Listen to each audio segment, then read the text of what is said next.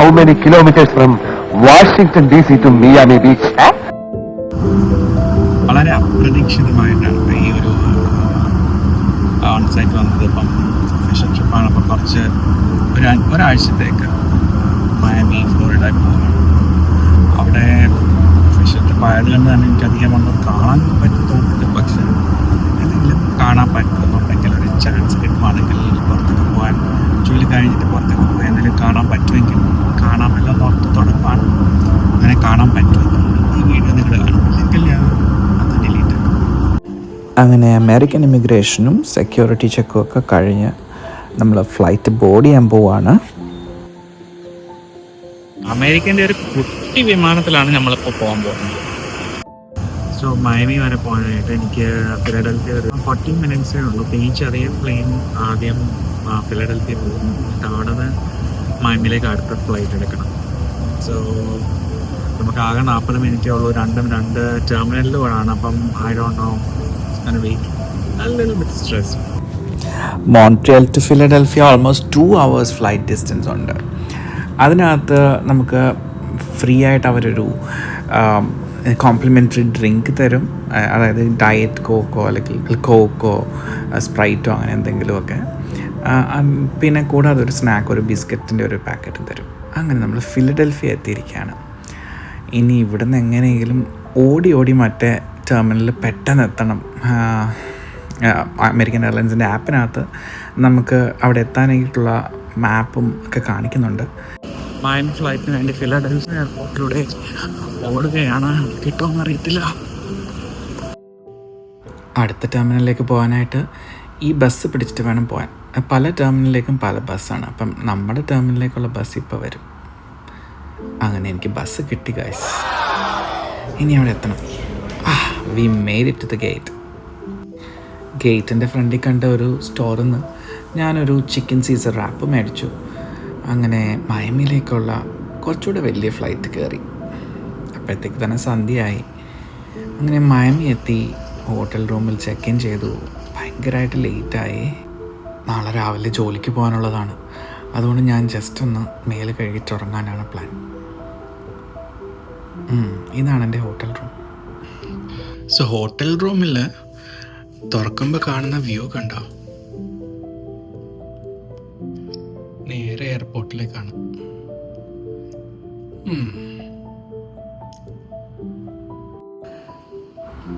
ഇനി അങ്ങോട്ടുള്ള 3-4 ദിവസം ഇതുപോലെ എയർപോർട്ടിനകത്ത് ജോലി ചെയ്യാനായിട്ട് പോകുക വരിക, ഹോട്ടലിൽ കിടന്നുറങ്ങുക, പോകുക വരിക, ഹോട്ടലിൽ കിടന്നുറങ്ങുക, ഇടയ്ക്ക് കുറച്ച് ആഹാരം കഴിക്കുക. സമയം കിട്ടിയാൽ. നല്ല തിരക്കായിരുന്നു ജോലി. ബട്ട് എനിവേ മീറ്റിങ്സ് ഒക്കെ സക്സസ്ഫുൾ ആയിരുന്നു. സോ എനിക്ക് ഫ്രൈഡേ വീട്ടിൽ പോകാം എന്ന് തീരുമാനമായി. സോ ഫ്രൈഡേ ഞാനൊന്ന് കറങ്ങാനായിട്ട് പുറത്തിറങ്ങുവാണ്. ഹലോ. അങ്ങനെ 4 ദിവസത്തെ വർക്കിന് ശേഷം ഇന്നിപ്പം എൻ്റെ ട്രാവൽ ഡേ ആണ്, തിരിച്ച് വീട്ടിൽ പോകാനായിട്ട്. അപ്പോൾ അതിന് മുമ്പായിട്ട് ഉച്ചയാകുമ്പോഴത്തേക്ക് എയർപോർട്ടിൽ എത്തണം. അപ്പോൾ അതിന് മുമ്പായിട്ട് ഇപ്പോൾ രാവിലെ ഞാൻ ഹോട്ടലിൽ നിന്ന് ചെക്ക് ഔട്ട് ചെയ്തു. വർക്കിംഗ് ഡേയ്സിലൊന്നും പുറത്തിറങ്ങാൻ ഒട്ടും പറ്റിയില്ല. ഭയങ്കര സ്ട്രെസ്ഫുൾ വർക്കായിരുന്നു. എയർപോർട്ടിൽ തന്നെയാണല്ലോ വർക്ക്. കാരണം ഹോട്ടൽ അതിൻ്റെ അടുത്ത് തന്നെ ആയത് കാരണം പിന്നെ ഒന്നും അങ്ങനെ സിറ്റിയിലോട്ടോ ബീച്ചിലോട്ടോ ഒന്നും പോകാൻ എനിക്ക് സമയം കിട്ടില്ല. ഞാനിത് വന്നപ്പോഴത്തേക്കും എക്സ്പ്ലോർ ചെയ്തിട്ടുണ്ട് മയാമി. ബട്ട് ഇപ്പം ഞാൻ ജസ്റ്റ് വിചാരിച്ചു രാവിലെ എന്നാൽ പിന്നെ ബീച്ചിലൊക്കെ പോയി കുറച്ച് നേരം ടൈം സ്പെൻഡ് ചെയ്തിട്ട് അപ്പം എന്തെങ്കിലും ആവുമല്ലോ ഇവിടെ വന്നിട്ട്. ജസ്റ്റ് എയർപോർട്ടും ഹോട്ടലും മാത്രമായാലും കാരണം എനിക്ക് കുറച്ച് സമയമുണ്ടല്ലോ. കാരണം ബീച്ചിൽ പോകാൻ ഓൺ ദ വേ ടു ബീച്ചാണ്. അതാണ് ഡൗൺ ടൗൺ മയാമി. ഞാൻ ലാസ്റ്റ് ടൈം വന്നപ്പോഴത്തേക്കും അവിടെയൊക്കെ പോയതായിരുന്നു. അവിടെയായിരുന്നു ഞാൻ താമസിച്ചിരുന്നത് ലാസ്റ്റ് ടൈം. ഇപ്പം പോയില്ല ഡൗൺ ടൗണിലോട്ട്. ബീച്ച് മാത്രം എക്സ്പ്ലോർ ചെയ്യുന്നുള്ളൂ. എനിക്ക് ഹാഫ് ഡേ മാത്രമല്ലേ ഉള്ളൂ. സോ ബീച്ചിൽ മാത്രമേ പോകുന്നുള്ളൂ. ബീച്ചിലേക്ക് പോകുന്ന വഴിക്ക് നമുക്ക് ക്രൂസ് ഷിപ്പുകളൊക്കെ കാണാം. മയാമിയിലാണല്ലോ കരീബിയൻ ക്രൂസുകളുടെയൊക്കെ സ്റ്റാർട്ടിംഗ് പോയിൻറ്റ് USA നിന്ന്. അപ്പം ഒത്തിരി ക്രൂസ് ഷിപ്സ് ഉണ്ട് ഇവിടെ. If you get a chance to, you should do that. It's very beautiful and worth it.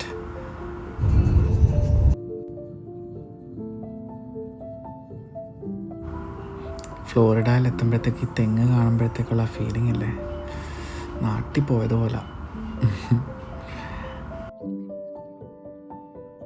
അങ്ങനെ നമ്മൾ മയാമി ബീച്ച് എത്തിയിരിക്കുകയാണ് guys. As you can see, ഈ സിനിമയിലൊക്കെ കാണുന്ന പോലെ മയാമിയിലെ ബിൽഡിങ്ങുകളൊക്കെ ഞാൻ എന്നെ ഒന്ന് അവിടെ ഫോക്കസ് ചെയ്യാം. So you see that. ഇതിന് പറയുന്നത് ആർട്ട് ഡെക്കോ. ഈ ബിൽഡിങ്ങുകളൊക്കെ 1920s-ൻ്റെയും 40s-ൻ്റെ ഇടയ്ക്ക് ഉണ്ടാക്കിയതാണ്. സോ ഈ പേസ്റ്റൽ കളർ പെയിൻറ്റുകളും കർവി എഡ്ജസും ആ സ്ലീക്ക് ലുക്കുമെല്ലാം ഹോളിവുഡിൻ്റെ ഗോൾഡൻ ഏജ് ആയിട്ടുള്ള ജാസ് ഏജിനെ റെപ്രസെൻ്റ് ചെയ്യുന്നുണ്ട്. Famous Miami beach sign. ഇവിടെ ആൾക്കാർ എപ്പോഴും ടൂറിസ്റ്റ് വന്ന് ഫോട്ടോ എടുക്കും. എനിക്കും എടുക്കണം. ആരെങ്കിലുമൊക്കെ ഒന്ന് തപ്പിപ്പിടിച്ച് എൻ്റെ ഒരു ഫോട്ടോയോ വീഡിയോ എടുപ്പിക്കണം. സമ്മറിലൊക്കെ സമ്മറിലല്ല എപ്പം മയാമി വന്നാലും don't forget to take your sunscreen. നല്ല ചൂടും വെയിലുമാണ്. ഇവിടുത്തെ ആൾക്കാർക്കൊക്കെ ടാൻ ആകുന്നതൊക്കെ ഇഷ്ടമായിരിക്കും. ബട്ട് നമ്മളൊക്കെ ടാനായാൽ അറിയാമല്ലോ, ടാൻ അല്ല ആകുന്നത്, കരിഞ്ഞു പോകാനാണ് ചാൻസ്. അതുപോലത്തെ നല്ല ഷാർപ്പ് വെയിലാണ് ഇവിടെ. പിന്നെ ഇവിടെ എല്ലാം വാട്ടർ ഫൗണ്ടൻസ് ഒക്കെ ഉണ്ട്. So you can keep your self hydrated. Just take A ബോട്ടിൽ. നമ്മൾ മയാമി ബീച്ച് സൈൻ കണ്ടു. അത് കഴിഞ്ഞിട്ട് ഇപ്പം ഞാൻ മയാമി ബീച്ചിലോട്ട് പോവാണ്. ഈ ഒരു സ്ട്രിപ്പ് ഓഫ് ലാൻഡ് അവിടെ ആൾക്കാർ ജോഗിങ്ങിനും സൈക്ലിങ്ങിനും പിന്നെ ചെറിയ ഔട്ട്ഡോർ ജിമ്മുകളും ഒക്കെ ഉണ്ട്. അപ്പോൾ ആൾക്കാർ എക്സസൈസൊക്കെ ചെയ്യുന്നുണ്ട്. ഓണസ്റ്റ്ലി തെങ്ങ് കണ്ടിട്ട് കുറേ വർഷമായി. സോ ഈ തെങ്ങൊക്കെ കാണുമ്പോഴത്തേക്കും നാട്ടിൽ വന്ന ഒരു പ്രതീതിയാണ്. ഞാൻ ലാസ്റ്റ് നാട്ടിൽ പോയത് 2022-ലാണ്. അത് കഴിഞ്ഞിട്ട് പിന്നെ ഞാൻ മെക്സിക്കോയിലാണ് തെങ്ങ് കണ്ടത്. അത് കഴിഞ്ഞിട്ട് ഇവിടെ മയാമിയിൽ. So I'm happy. പക്ഷേ ഒരേ ഒരു പ്രശ്നമേ ഉള്ളൂ, ഭയങ്കര ചൂട്. സെപ്റ്റംബറാണ് സമ്മറിൻ്റെ പീക്കാണെന്ന് തോന്നി ഇവിടെ. അത് കാരണം കുറച്ചുകൂടി ഇവിടെ നിന്നാൽ ഞാൻ കരിഞ്ഞു പോകും. എന്തായാലും ഉള്ള സമയത്ത് ബീച്ചിൽ പോയി കുറച്ച് ഫുട്ടേജസും ഫോട്ടോസ് പറ്റുവാണെങ്കിൽ ആരെങ്കിലും ഹെൽപ്പ് ചെയ്യാനുണ്ടെങ്കിൽ ഫോട്ടോസും എടുത്തിട്ട് വരാനാണ് പ്ലാൻ. ഇതിലെ കൂടാണ് ബീച്ചിലോട്ട് നടക്കുന്നത്.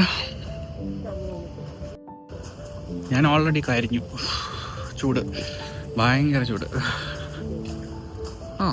The beach looks beautiful. Let me show you that. നല്ല turquoise water, white sandy beaches. Wow. ഇതാണ് south beach Miami. Obviously there's a north beach too. Summer ടൈമിൽ ആക്ച്വലി ഫ്ലോറിഡ അല്ലെങ്കിൽ മയാമിയിലൊക്കെ ഓഫ് സീസണാണ്. ആരും അങ്ങനെ വരാറില്ല. സാധാരണ തണുപ്പുള്ള സമയത്ത് ആൾക്കാർ ഇവിടെ വരുന്നത് കുറച്ച് വെയിൽ കൊള്ളാനും ചൂട് കായാനും ഒക്കെ ആയിട്ടാണ്. അപ്പം സമ്മറിൽ വന്നു കഴിഞ്ഞാൽ ബീച്ചൊക്കെ നോർമലി എംപ്റ്റി ആയിരിക്കും. നല്ലതായിട്ട് വെയിൽ കൊള്ളാൻ പറ്റുന്ന ആൾക്കാരെ മാത്രമേ നമുക്കവിടെ കാണാനൊക്കത്തുള്ളൂ. എന്നിട്ടും കുറേ ആൾക്കാർ അവിടെയൊക്കെ സൺബാത്തൊക്കെ ചെയ്യുന്നുണ്ട്. എങ്ങനെയാണ് ചെയ്യുന്നതെന്ന് അവർക്കും ദൈവത്തിനും മാത്രമേ അറിയത്തുള്ളൂ. ഞാൻ തൽക്കാലം ഈ ലൈഫ് ഗാർഡ്സിൻ്റെ ആ ക്യാബിൻ്റെ പുറകിൽ കുറച്ച് തണലുള്ള കാരണം അവിടെ നിൽക്കുക. ഇവിടെ വാട്ടർ കറൻസിനെ കുറിച്ചൊക്കെ എഴുതിയിട്ടുണ്ട്. ഞാൻ എന്തായാലും വെള്ളത്തിലൊന്നും ഇറങ്ങുന്നില്ല. ഞാൻ ഈ ബീച്ചിലിരുന്നിങ്ങനെ ആൾക്കാരെ കുറിച്ചൊക്കെ ആലോചിക്കായിരുന്നു. നമ്മൾ മീറ്റ് ചെയ്യുന്ന പല ആൾക്കാരും ചിലപ്പോൾ ചിരിക്കുമായിരിക്കും, പക്ഷെ അവരുടെ മനസ്സിൻ്റെ ഉള്ളിൽ ഒത്തിരി വിഷമങ്ങളുണ്ടാകും. ചില ആൾക്കാർ ക്രൗഡിൻ്റെ ഇടയിൽ നിൽക്കുവാണെങ്കിൽ പോലും ഒറ്റപ്പെട്ട ഒരു ഫീലിംഗാണ് തോന്നാറ്. ചില ആൾക്കാർ ഭയങ്കര കോൺഫിഡൻ്റ് ആയിരിക്കും, but inside them they are still doubtful. And that's all okay. അങ്ങനെയൊക്കെ ആണെങ്കിൽ പോലും ഇപ്പോൾ if you are going through a situation like that, that's completely okay. What that matters is you don't fall for it, you keep rising. പെട്ടെന്നൊന്നും ആവണമെന്നില്ല. 1 step at a time എടുത്ത് പതുക്കെ പതുക്കെ കുഞ്ഞു കുഞ്ഞു സ്റ്റെപ്പ്. അങ്ങനെ മയാമി ബീച്ചിലൂടെ കുറച്ച് നേരം നടക്കുക. പക്ഷെ നല്ല ചൂടാണെങ്കിലും ഇവിടെ വരെ വന്നതല്ലേ, എന്തായാലും ഈ ബീച്ചൊന്ന് കണ്ടു കളയാം. ഞാൻ ബീച്ചിൽ ഇറങ്ങുന്നില്ല. Because in some time I have to reach the airport. So എയർപോർട്ടിൽ എത്തുന്നതിന് മുമ്പ് ഇനിയിപ്പം വെറ്റ് ക്ലോത്ത്സ് ഒക്കെ ആണെങ്കിൽ ബുദ്ധിമുട്ടല്ലേ. ഇതിനു മുമ്പുള്ള ദിവസങ്ങളിലൊക്കെ എല്ലാ ദിവസവും ഓഫീസിൽ വർക്കിന് പോകേണ്ടത് കാരണം ഈവനിങ് ഒക്കെ ആകുമ്പോൾ ഭയങ്കര ടയേർഡാവും. So I was not able to go out or do anything, but ഇപ്പം it's too late. Maybe next time. Last time വന്നപ്പോൾ ഞാൻ ബീച്ചിലാക്കി. അന്ന് ബീച്ച് ഇത്ര ക്ലിയർ അല്ല, അന്ന് ഇപ്പം നല്ല ക്ലിയർ വാട്ടർ, turquoise water.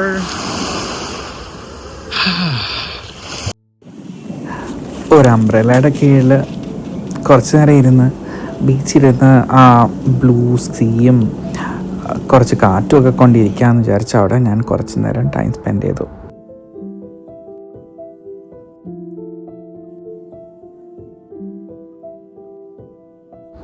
ഞാൻ വന്നിരുന്നുകൊണ്ടാണോന്ന് അറിയത്തില്ല, എൻ്റെ സൈഡിലുള്ള ആ ടെൻറ്റുകാർ പതുക്കെ അവരുടെ ടെൻറ്റ് അഴിച്ച് പൂട്ടിക്കെട്ടി വീട്ടിൽ പോകുന്ന പ്ലാൻ തുടങ്ങി. What am I missing. ഒരു കോക്ടെയിലോ ബിയറോ വല്ലതും ഉണ്ടായിരുന്നെങ്കിൽ ഈ ഇരിപ്പ് കുറച്ചുകൂടെ രസമായിരുന്നു.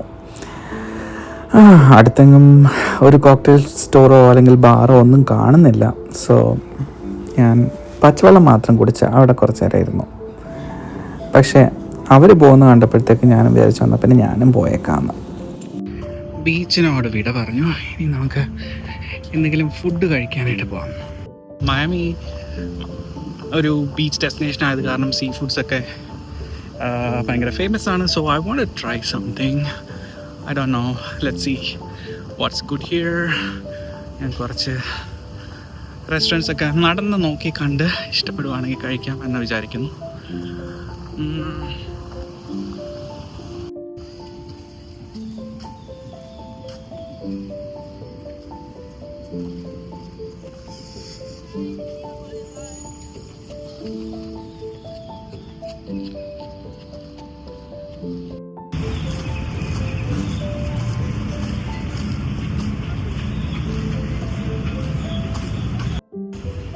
അലോങ് ദ ബീച്ച് ഒത്തിരി ഇതുപോലെ പബ്ലിക് ജിമ്മ് പോലെ ആൾക്കാർക്ക് വർക്കൗട്ട് ചെയ്യാനായിട്ട് ഉള്ള സാധനങ്ങൾ കാണുന്നുണ്ട്. പിന്നെ സൈക്കിൾ നമുക്ക് എല്ലാ സിറ്റിയിലും കാണുന്ന പോലെ തന്നെ നമുക്ക് റെൻറ്റിന് സൈക്കിൾ എടുത്തിട്ട് ഇവിടെയൊക്കെ റോം ചെയ്യാം. ഞാനതൊന്നും ചെയ്യുന്നില്ല. സോ നമുക്കിപ്പോൾ നേരെ നമ്മുടെ ബീച്ച് സൈഡ് സ്ട്രീറ്റിലൂടെ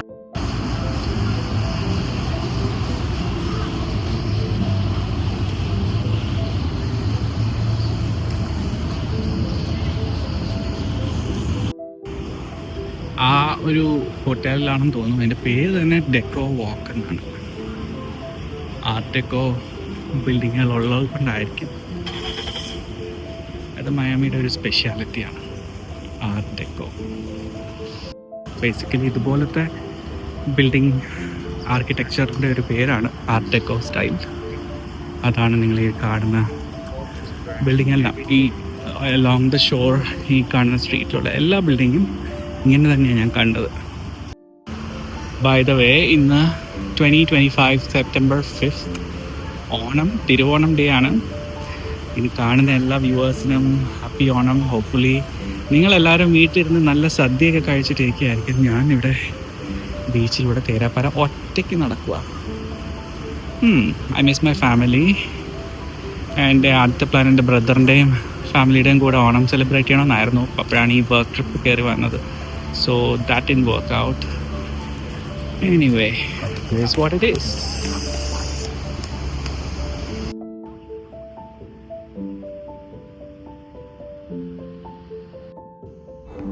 ടൂറിസ്റ്റിക് ഏരിയയാണ്, ബീച്ചിൻ്റെ സൈഡിലും കൂടെ ആയത് കാരണം ഇഷ്ടം പോലെ പബ്ലിക് വാഷ്റൂംസ് ഉണ്ട്, which you could use any time for free.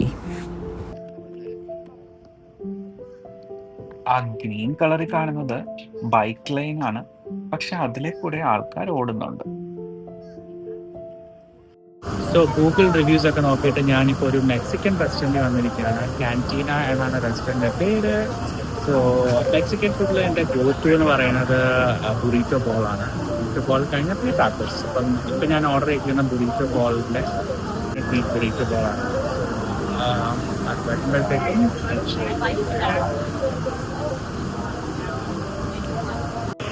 So നമ്മുടെ ബുറീറ്റോ ബോൾ വന്നിരിക്കുകയാണ്. ഞാൻ ഈ ബുറീറ്റോ ബോൾ ഓർഡർ ചെയ്യുന്നത് എന്താണെന്ന് വെച്ചാൽ ഇത് കഴിക്കുമ്പോഴത്തേക്കും ചോറും കറിയും തോരനും ഒക്കെ കഴിക്കുന്ന ആ ഒരു ഫീലാണ് എനിക്ക് സാധാരണ ഉണ്ടാകുന്നത്. ക്രീം ചീസ് വെച്ചിരിക്കുന്നത് തൈരിന് ഒരു മാച്ചിങ് ആയിട്ട്. സോ ഇത് കഴിക്കുമ്പോഴത്തേക്ക് എനിക്ക് ഒരു ഹോംലി ഫുഡ് കഴിച്ച ഫീലിംഗ് ആണ് എപ്പോഴും. അതാണ് ഞാൻ എപ്പോഴും ഇതാണ് ഓർഡർ ചെയ്യുന്നത്. ഇത് കഴിച്ചിട്ട് ഞാൻ പറയാം എങ്ങനെ ഉണ്ടെന്ന്.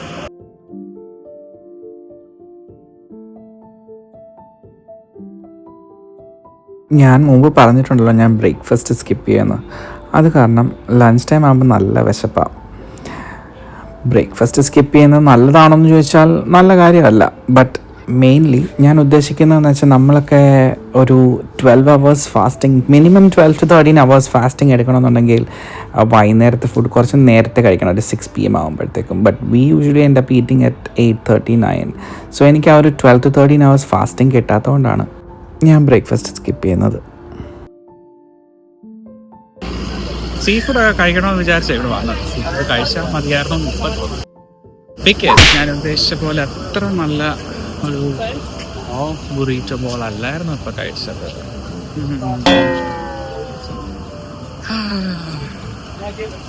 I thought seafood was overrated here. അത് കാരണം ഞാനത് എടുത്തില്ല. ബട്ട് ഇപ്പം തോന്നുന്നു സീഫുഡും ചെയ്യാറ്. എനിവേ ഇപ്പം ബ്രഞ്ച് പോലെ കഴിച്ചു. ഇനിയും കുറച്ച് നേരം കൂടെ ഇതിലൂടെ നടന്നിട്ട് ഹോട്ടലിൽ പോയി ലഗേജൊക്കെ പിക്ക് ചെയ്ത് എയർപോർട്ടിലോട്ട് പോകാനാണ് പ്ലാൻ. കുറച്ച് നേരം കൂടെ ഈ റോഡൊക്കെ കാണാം. So when the sun goes down, this entire strip lights up in neon, turquoise, yellow, red. It's a photographer's dream. എന്തായാലും എനിക്കത് ഇപ്രാവശ്യം പറ്റിയില്ല. നെക്സ്റ്റ് ടൈം എന്തായാലും ഒരു നൈറ്റ് ടൈമിൽ ഇവിടെ വന്നിട്ട് ആ വീഡിയോസൊക്കെ ക്യാപ്ചർ ചെയ്യണമെന്നാണ് ആഗ്രഹം. അപ്പോൾ ഈ ആർട്ട് ഡെക്കോ എന്ന് പറഞ്ഞാൽ ഞാൻ പറഞ്ഞല്ലോ 1920s 40s ഇടയ്ക്കാണ് ഇവിടെ ഈ ബിൽഡിംഗ് ഒക്കെ ഉണ്ടായത്. ആർട്ട് ഡെക്കോ ആക്ച്വലി ഒരു ഫ്രഞ്ച് ഇന്നോവേഷനാണ് ആ ഒരു ആർക്കിടെക്ചർ സ്റ്റൈൽ. മയാമിയിലാണ് ഏറ്റവും കൂടുതൽ ആർട്ട് ഡെക്കോ ബിൽഡിങ്സ് ഒരു ഏരിയയിൽ കോൺസെൻട്രേറ്റ് ചെയ്തിരിക്കുന്നത്. Almost 800 main buildings along this beach side, south beach സൈഡിൽ നിങ്ങൾക്ക് കാണാൻ പറ്റും. മെയിനായിട്ടും ocean drive, Collins avenue, Washington avenue, ഇവിടെയൊക്കെയാണ് ഈ ആർട്ട് ഡെക്കോ ബിൽഡിങ്സ് നിങ്ങൾക്ക് ഏറ്റവും കൂടുതലായിട്ട് കാണാൻ പറ്റുന്നത്. ബീച്ചിൽ നിന്ന് പിന്നെ ഞാൻ ഒരു ഊബർ എടുത്ത് ഹോട്ടലിൽ വന്നു. ഏർലി ചെക്കൗട്ട് ചെയ്തതിന് ശേഷം ഞാൻ അവരോട് ചോദിച്ചിട്ട് കുറച്ച് നേരം ഫോൺ ചാർജ് ചെയ്യാനും സത്യം പറഞ്ഞാൽ കുറച്ച് AC ഇരിക്കാനും കൂടെ ആയിട്ടാണ് എയർപോർട്ടിൽ പോകുന്നതിന് മുമ്പായിട്ട്. എനിക്കൊരു 1 hour ടൈം ഉണ്ട് എയർപോർട്ടിലെത്താൻ. അങ്ങനെ ഞാൻ എയർപോർട്ടിലെത്തി. ഇതാണ് മയാമി ഇൻ്റർനാഷണൽ എയർപോർട്ട്.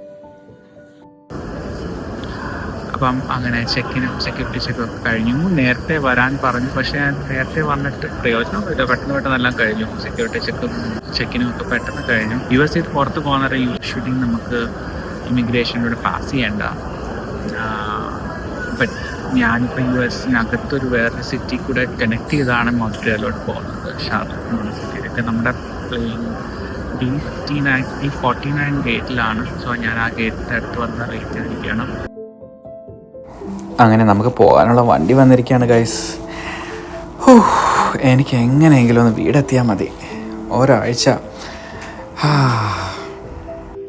ഇനി മയാമിയിൽ നിന്ന് എനിക്ക് ഷാർലറ്റ് എന്ന് പറയുന്ന ഒരു സിറ്റിയിലേക്ക് ഒരു ഫ്ലൈറ്റ് കയറണം. ഷാർലറ്റിൽ നിന്ന് പിന്നെ ഡയറക്റ്റ് ഫ്ലൈറ്റ് ടു മോൺട്രിയൽ. നേരത്തെ വെയിലൊക്കെ മാറി ഇപ്പം നല്ല മഴയാണ്. ഞാൻ ഫ്ലൈറ്റിലിരിക്കുകയാണ്. we're going to take off soon. Anyway നമ്മുടെ മയാമി വ്ളോഗ് ഇവിടെ അവസാനിക്കുകയാണ്. നിങ്ങൾക്ക് ഈ വീഡിയോ ഇഷ്ടമായെങ്കിൽ മാത്രം like, share and subscribe. Share ചെയ്യുമോ എന്നൊന്നും എനിക്കറിയത്തില്ല. ഇന്നത്തെ കാലത്ത് ആരും അങ്ങനെ വേറൊരാളുടെ വ്ളോഗ് ഷെയർ ചെയ്യാറില്ല. അതുകൊണ്ട് I don't insist you to share or anything, but if you like it, do let me know and keep following me for new vlogs. Thanks for watching. See you again in my next